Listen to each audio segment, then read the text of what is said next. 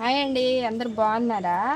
నేను ఈరోజు మీకు మా ఇంట్లో ఒక వంగ మొక్కను చూపిస్తాను. చూడండి, బోర వంకాయలు చెట్టు బాగుంది కదా, అసలు ఎంత ఫ్రెష్గా తాజాగా ఎలా ఉందో చూడండి.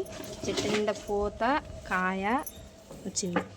దీనికైతే నేను పాలినేషన్ చేయలేదండి. అందరికి ఒక డౌట్ ఉంటుంది కదా, పాలినేషన్ చేస్తేనే పూత ఆగుతుంది కాయ పడుతుందని చెప్పేసి.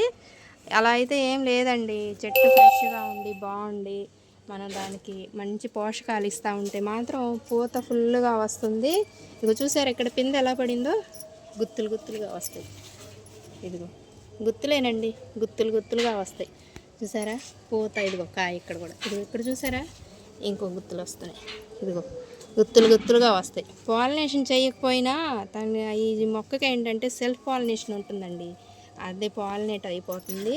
అసలు కాయ రాలదు, పూత కూడా రాలదు. ఎక్కడన్నా 1-2 రాలొచ్చు. అది మన ఎంత పాలినేషన్ చేసినా కానీ మొక్కలకి 1-2 రాలకుండా ఉండవు. మొక్క నేలలో పెట్టానండి నేను, కుండీలో లేదు. ఇది కుండీలో ఉందనుకుంటున్నారా? ఇదిగోండి, దీనికి సపోర్ట్ పెట్టానండి వంగిపోతుందని.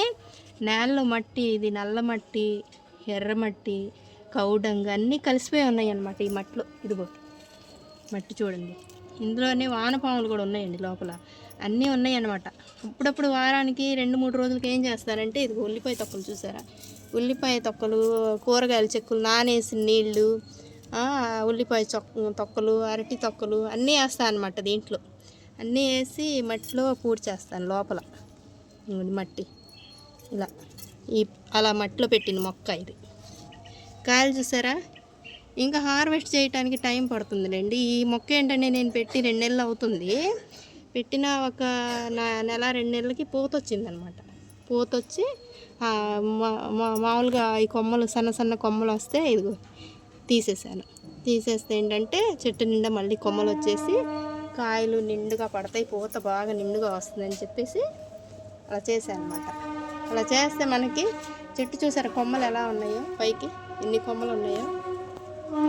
ఇలా చేస్తే చెట్టు ఏ చెట్టు అయినా బాగానే ఉంటుంది. మనం ఇచ్చే పూత వచ్చింది. ఇదిగో వంగ చెట్టుకి ఇదిగోండి, సరే ఇదిగో ఒక పువ్వు రాలింది.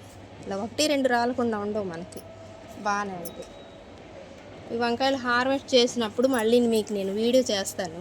హార్వెస్ట్ చేసుకుందాం మనం, అప్పుడు చేసుకునేటప్పుడు ఒక వీడియో తీసుకుందాం. ఇప్పుడు చూద్దరు కానీ వంకాయలు చూసారా ఎంత ఫ్రెష్గా, అది తాజాగా ఉన్నాయో, నిగనిగలాడుతూ మెరుస్తున్నాయి. చూసారా వంకాయలు, మనం ఇంట్లో కాసిన వంకాయలు వండుకుంటే ఎంత బాగుంటుంది కూర.